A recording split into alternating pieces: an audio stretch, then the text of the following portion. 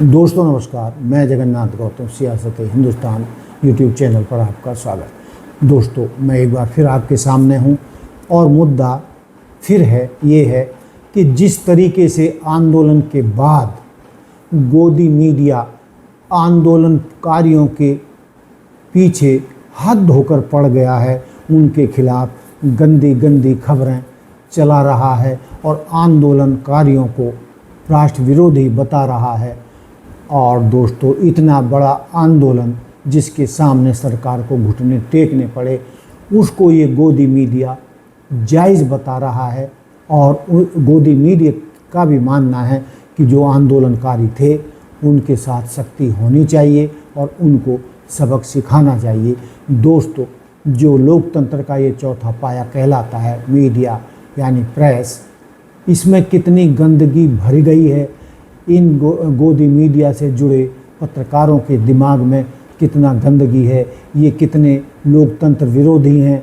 आप इसी से जान सकते हैं कि जो हजारों लाखों युवा शिक्षा व्यवस्था में सुधार के लिए सड़कों पर उतरे, ये उनके विरुद्ध अभियान चला रहे हैं और हर आंदोलनकारी के पीछे हाथ धो के पड़ गए और उनको सज़ा दिलाने के लिए और उनकी उसकी खंगाल रहे हैं सारी जान पहचान और बता रहे हैं कि इन्होंने मोदी जी को गाली क्यों दी और मोदी जी ने इनके आगे घुटने क्यों टेक दिए।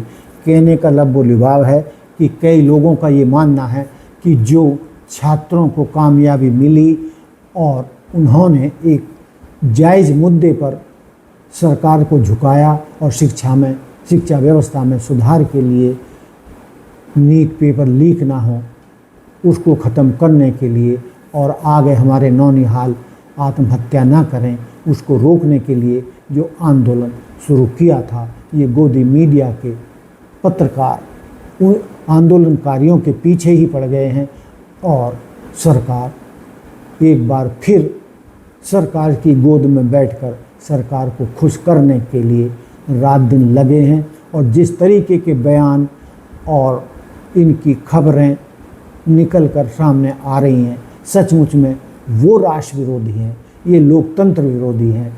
ये जो भी लोकतांत्रिक तौर तरीक़ों से गांधीवादी तरीके से इस देश में अपनी बात रखना चाहता है, ये उन युवाओं को भी ख़त्म करना चाहते हैं और चाहते हैं कि ऐसे युवाओं को जिन्होंने धर्मेंद्र प्रधान का इस्तीफा दिलाया, उनको उनकी औकात बताई जानी चाहिए और उनकी बैकग्राउंड देखकर उनके खिलाफ मुकदमे चलाए जाने चाहिए।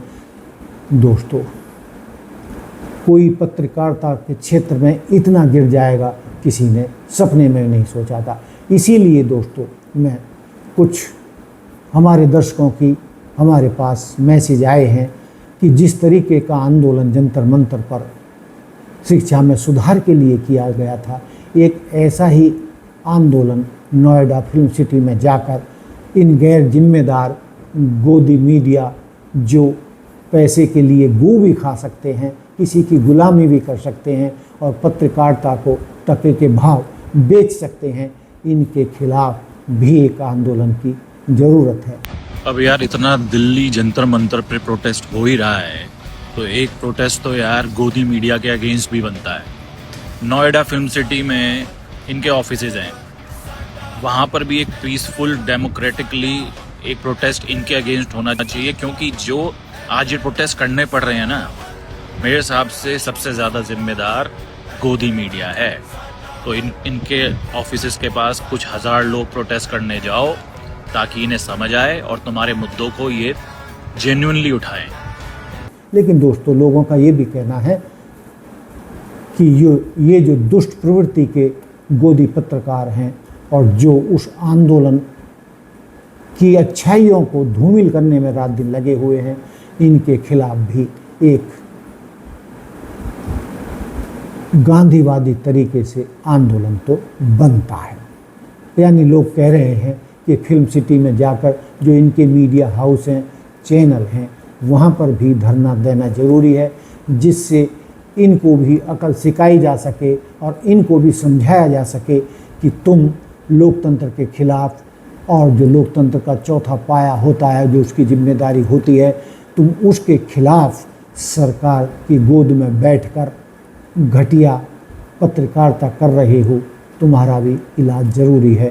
कहने का तात्पर्य ये है कि देश की जनता का एक बहुत बड़ा हिस्सा चाहता है कि जो कुछ भी देश में पिछले 12 सालों में गलत हुआ है और सरकार की जवाबदेही नहीं बनी है और सरकार ने जवाब नहीं दिया है और अपने वादे पूरे नहीं किए हैं और हालात ऐसे हो गए कि किसानों को और छात्र छात्राओं को अपनी जान देने के लिए मजबूर होना पड़ रहा है, उसके बावजूद भी इन बेशर्म पत्रकारों को, गोदी मीडिया को शर्म नहीं आती और वो तानाशाही तौर तरीक़ों की वकालत कर रहे हैं और वो चाहते हैं कि इस तरीके के आंदोलन को सख्ती से कुचल देना चाहिए। तो दोस्तों, आपका क्या मानना है? क्या इस गोदी मीडिया का भी इलाज ज़रूरी है? जिस तरीके से शिक्षा मंत्री धर्मेंद्र प्रधान का इलाज किया गया है, उसी तरीके से इस गोदी मीडिया का भी इलाज ज़रूरी है। कई लोगों का मानना है कि यदि देश में लोकतंत्र को बचाना है तो इस देश को गोदी मीडिया से भी निपटना होगा। तो दोस्तों, इस बारे में आप लोगों की क्या राय है? आप अपने जो विचार हैं, कमेंट्स हैं, हमें लिखकर भेजें, जिससे हमें भी पता चल सके कि हम इस मुद्दे पर कितने सही हैं या गलत हैं, या इनके खिलाफ आंदोलन होना चाहिए या नहीं, और गोदी मीडिया का इलाज ज़रूरी है या नहीं। तो दोस्तों, ये था मेरा मुद्दा गोदी मीडिया के ऊपर। देखते रहिए सियासत हिंदुस्तान। जय हिंद, जय भारत, जय संविधान। नमस्कार, धन्यवाद।